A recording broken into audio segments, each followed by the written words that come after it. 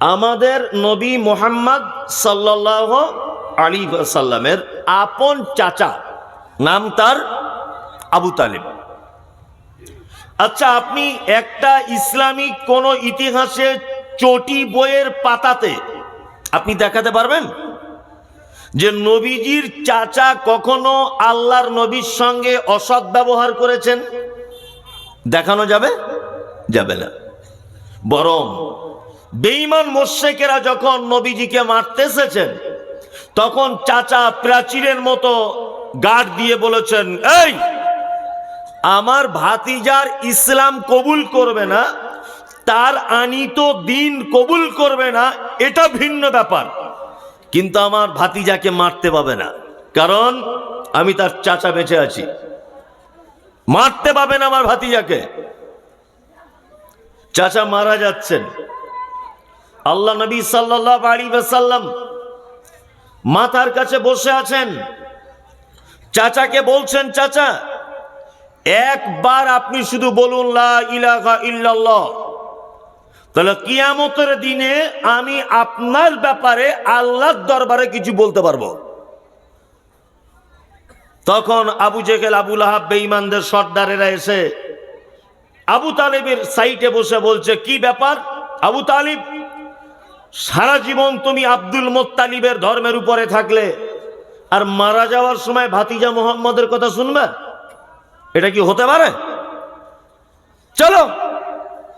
কথাবার্তা হতে হতে তখন আবু তালিব বলেই দিল যে আমি আব্দুল মুত্তালিব, অর্থাৎ আমার বাপের ধর্মের উপরই থেকে গেলাম, মুহাম্মদ তোমার ইসলাম কবুল করতে পারলাম না। চাচা মারা গেলেন। আল্লাহ নবী সাল্লাল্লাহু আলাইহি ওয়াসাল্লাম নিজের জাবানে বলছেন যে আমার চাচাকে কিয়ামতের মাঠে জাহান্নামে দেওয়া হবে, আর জাহান্নামের সব থেকে হালকা যে আযাব, সহজ আযাবটা কি? দুটি আগুনের জুতা আমার চাচার পায়ে পরিয়ে দেওয়া হবে। সেই কারণে আমার চাচার মাথার মগজ টকবক টকবক টকবক করে ফুটবে।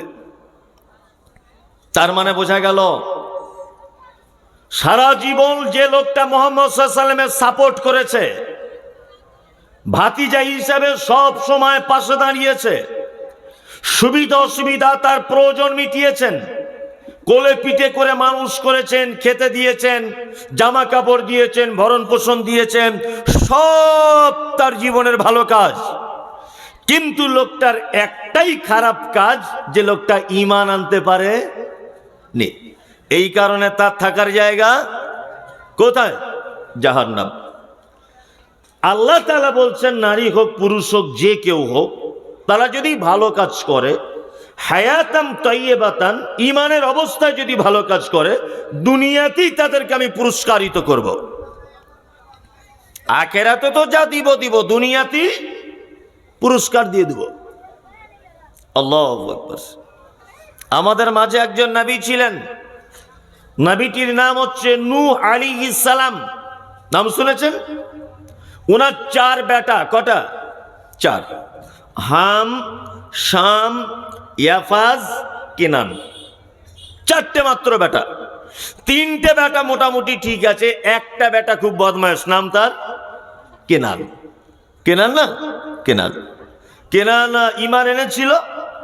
নূহ আলাইহিস সালাম জান্নাতে নিয়ে যেতে পারবেন না।